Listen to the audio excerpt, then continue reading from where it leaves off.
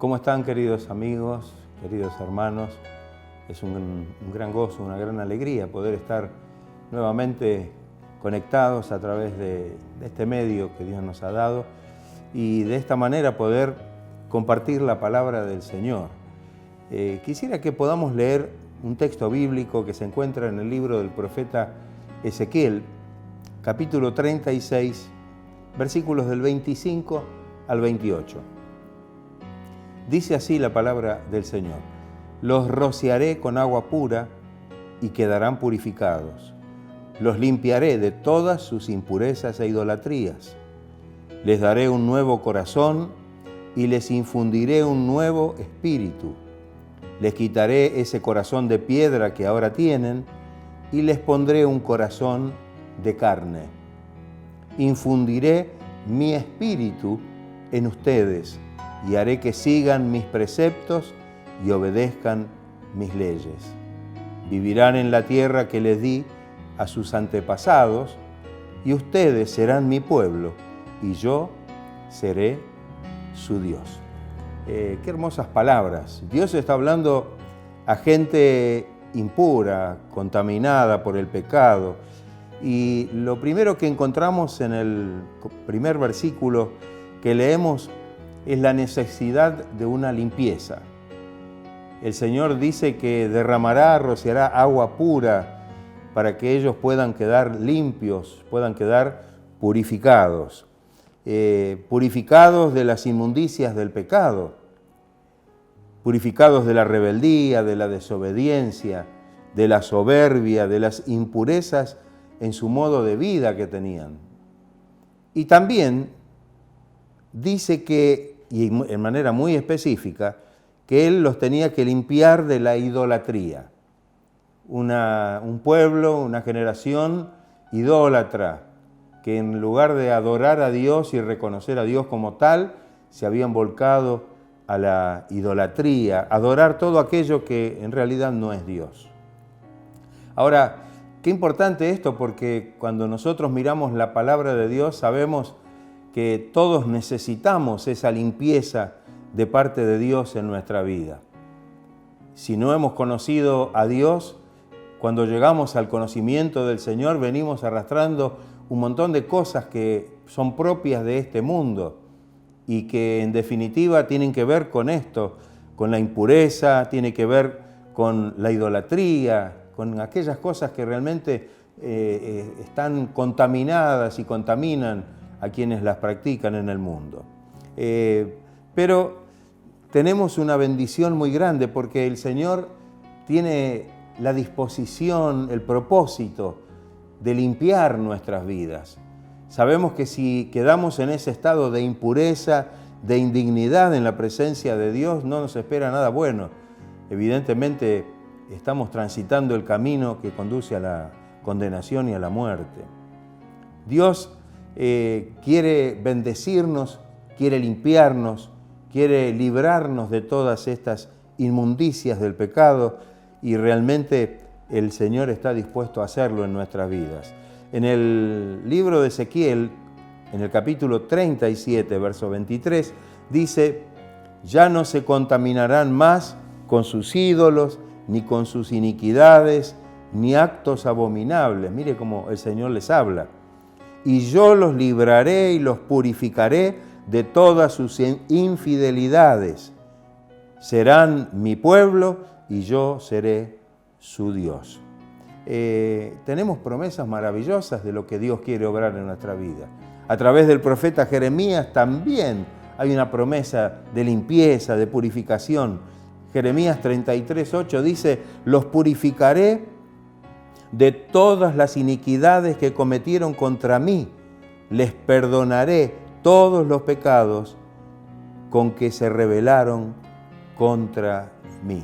Qué importante que tenemos un Dios maravilloso, que a pesar de estar en la situación en la cual estemos, sin embargo el Señor nos habla y nos muestra que el propósito de Él es bendecirnos y en primera instancia, como dice aquí, es derramar ese agua que limpia, ese agua que pueda purificar nuestras vidas, Hay un versículo muy hermoso en Juan capítulo 15, verso 3, cuando Jesús le dice a los discípulos: ustedes ya están limpios por la palabra que les he hablado.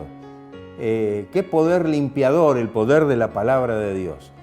La palabra que llega a nosotros con gracia, con poder, y puede producir esa limpieza en nuestra vida. El versículo 26 que leímos al comienzo, que dice: les daré un nuevo corazón y les infundiré un nuevo espíritu, evidentemente habla de una renovación, que el Señor quiere poner algo nuevo en nosotros, renovarnos de cuerpo, de alma, corazón y de espíritu. Y esto es algo maravilloso. Esto es lo que necesitamos, una total renovación. Esto es lo que el Señor quiere obrar en nuestra vida. El corazón, que se identifica bíblicamente con el alma, es el centro de la naturaleza humana, el asiento de las emociones, la voluntad, los pensamientos, los afectos, las pasiones, el intelecto y tantas otras cosas. El espíritu esencialmente es por medio del cual nos relacionamos con Dios. A través de nuestro espíritu nos conectamos con Dios. Es la sede de la conciencia moral y es el hálito de vida dado por Dios. El Señor ha insuflado ese aliento de vida y ahora realmente podemos tener vida. Esto es algo maravilloso. Esto es lo que nos identifica y nos hace semejantes a Dios. Dice que hemos sido hechos a imagen y semejanza de Dios. No antropomórficamente, hablamos de esta forma exterior, sino de que Él nos ha dado o ha insuflado ese espíritu cuando creó al hombre, y en cada uno de aquellos que nacen, que es el espíritu que nos conecta y que en realidad nos hace estar en comunión con Él.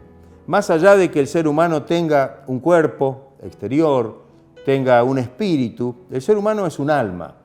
Es un alma. En Primera de Tesalonicenses, capítulo 5, verso 23, dice que Dios mismo, el Dios de paz, los santifique por completo y conserve todo su ser, espíritu, alma y cuerpo, irreprochable para la venida de nuestro Señor Jesucristo.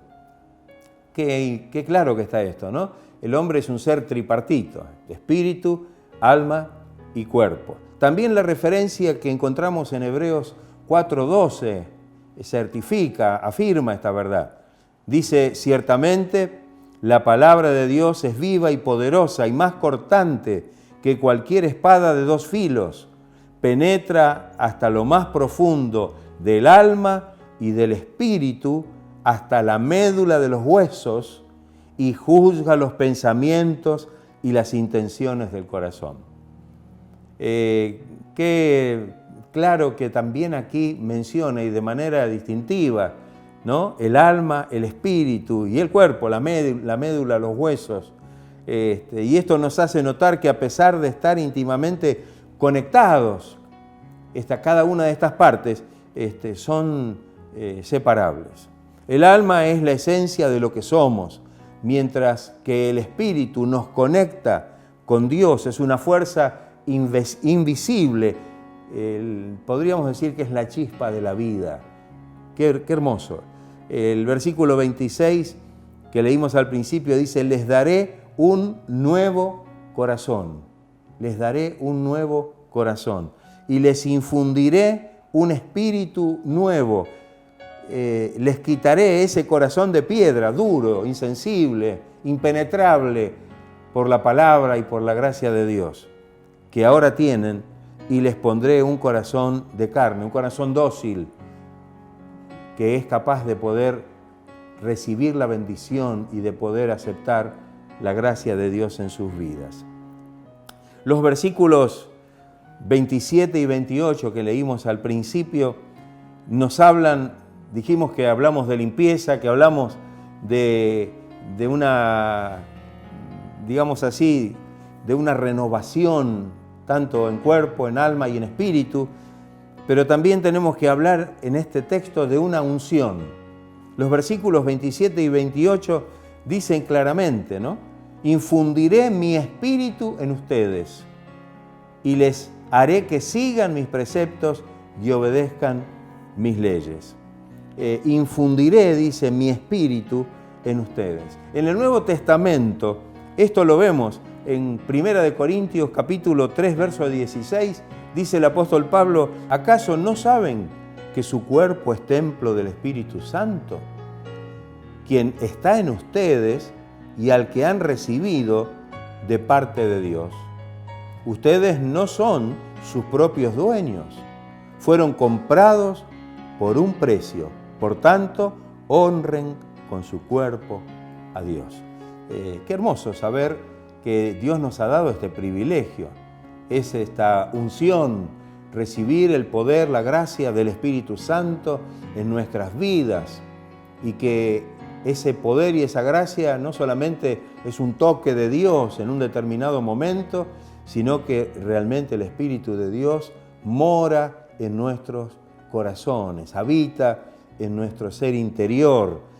Somos templos, dice el texto que leímos, del Espíritu Santo. El Espíritu de Dios reside, mora y habita en nosotros, ahora que nosotros le conocemos a Él y que le hemos recibido como nuestro Salvador personal.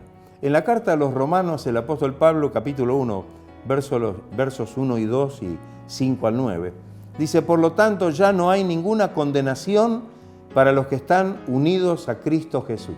Qué hermoso, los que estamos siendo una sola unidad con Cristo.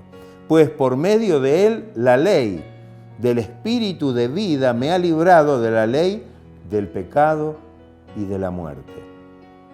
En el versículo 5 dice, los que viven conforme a la naturaleza pecaminosa fijan la mente en los deseos de tal naturaleza.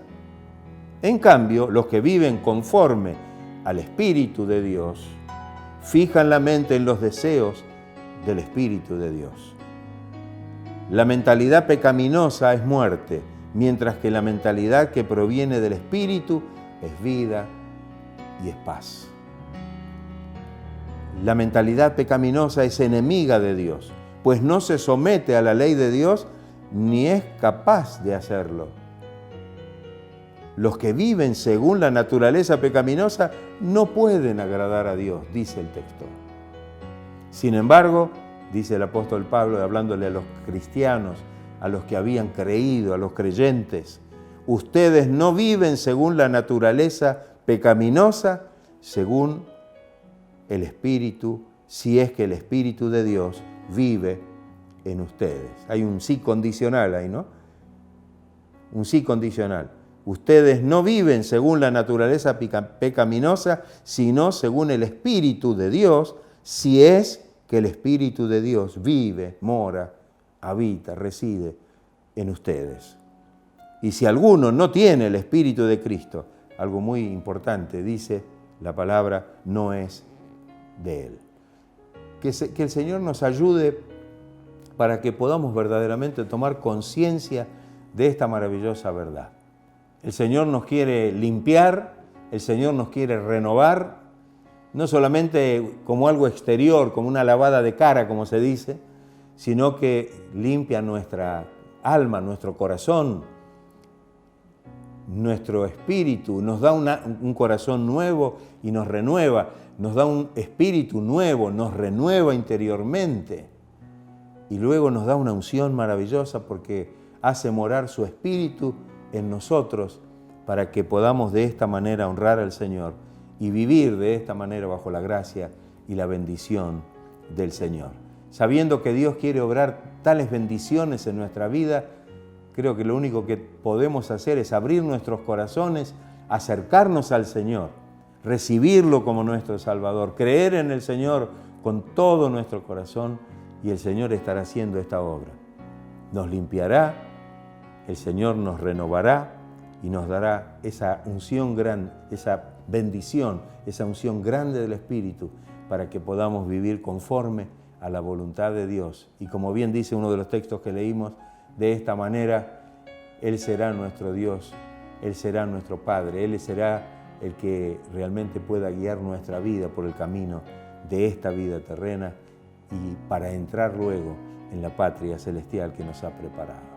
Que Dios bendiga a cada uno, que la gracia del Señor pueda estar obrando en cada corazón.